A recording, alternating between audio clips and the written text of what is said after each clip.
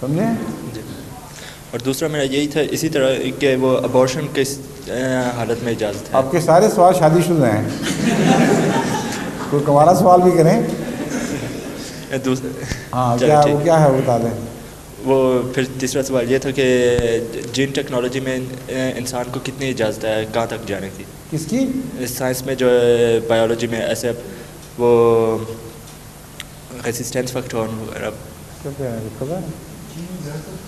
In genetical the gains and human genes میں کیا آپ کیا کہتے ہیں بتائیے. جینیٹیکل انجینئرنگ کے بارے میں. ہاں کیا سوال ہے؟ کہ انسان کو کس حد تک اجازت ہے انسانی جینز کے بارے میں. اس کے متعلق بھی میں پہلے تفصیل سے روشنی ڈال چکا ہوں اس مضمون پہ.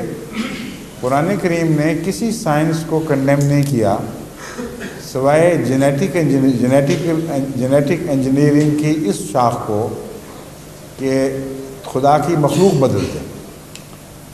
جہاں بھی تخلیق میں دخل اندازی ہوگی اور مخلوق بدل کر نئی مخلوق پیدا کرنے کی اٹیمپٹ ہوگی اس کو اللہ تعالیٰ نے واضح طور پر قرآن کریم میں کنڈیم فرمایا ہے، اس کو رد کیا ہے اور فرمایا ہے یہ شیطانی وسوسوں کے نتیجے میں ایسا ہوگا. شیطان حکم دے گا تو ایسا کریں گے. چنانچہ قرآن کریم میں جہاں یہ فرمایا ہے کہ وہ نئی قسم کی چیزیں ایجاد ہوں گی وہاں ذکر میں فرماتا ہے کہ وہ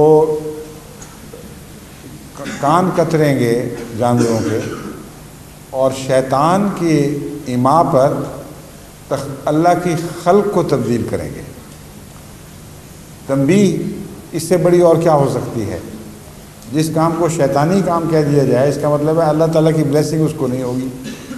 اور خطوات الشیطان کے متعلق اللہ تعالیٰ بیان فرماتا ہے کہ وہ تمہارا دشمن ہے، اس لیے تم اگر اس کی پیروی کرو گے تو تم اپنا نقصان اٹھاؤ گے. اسی وجہ سے میں احمدی جینیٹک انجینئرس کو مشورہ دیتا ہوں ہمیشہ جو یہ تعلیم حاصل کر رہے ہیں یا بننے والے ہوں یا بن چکے ہوں کہ تم تخلیق میں تبدیلی کا بالکل کوئی کام نہ کرنا، ریسرچ ہی نہ اس پر کرو. ایسے کام کیے جا سکتے ہیں جہاں خدا کی مخلوق کی حفاظت کے لیے جینیٹک انجینئر کو خدمت پر لگا دیا جائے. مثلا کینسر ریسرچ ہے، اس میں بعض جینز کی خرابیوں کے نتیجے میں کینسر پیدا ہو جاتا ہے. ان جین کو تبدیل کر دیا جائے ہیلتھی جین سے اور اس کے نتیجے میں اس بیماری سے نجات مل جائے تو اللہ کی تخلیق میں تبدیلی نہیں ہے بلکہ اللہ کی تخلیق کی حفاظت ہے. اس لیے ہر علم اور ہر سائنس کو فائدے میں بھی استعمال کیا جا سکتا ہے اور نقصان میں بھی استعمال کیا جا سکتا ہے. تو جینیٹک انجینئرنگ کے ماہرین کے لیے خصوصیت سے قرآن میں تنبیہ ہے کہ تخلیق سے نہ کھیلنا. اگر تخلیقی تبدیلیاں پیدا کر کے نئی مخلوق بنانے لگو گے تو تم مارے جاؤ گے. اور اس کے آثار ابھی سے ظاہر ہو رہے ہیں کیونکہ جینیٹک انجینئرنگ جن مفروضوں پر مبنی ہے اب تک کے تجربے بتاتے ہیں کہ وہ مفروضے قابل اعتماد نہیں رہے.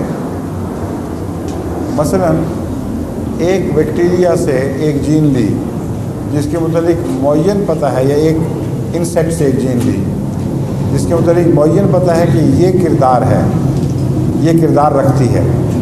اس کو ایک اور انسیکٹ میں انہوں نے پلانٹ کیا اور میتھمیٹیکلی وہ کردار ایڈ آن ہو جانا چاہیے لیکن اس کی بجائے ایک نیا کریکٹر پیدا ہو گیا جس کا مطلب ہے انٹر پلے کے نتیجے میں بین ہی وہی چیز ریپیٹ نہیں ہوئی بلکہ ایک اور ہو گیا اور اس کی وجہ سے یہ خطرہ پیدا ہوا کہ یہ جینیٹک انجینئر کہیں بعض ایسی چیزیں نہ پیدا کر دے جو ہاتھ ہی سے نکل جائیں.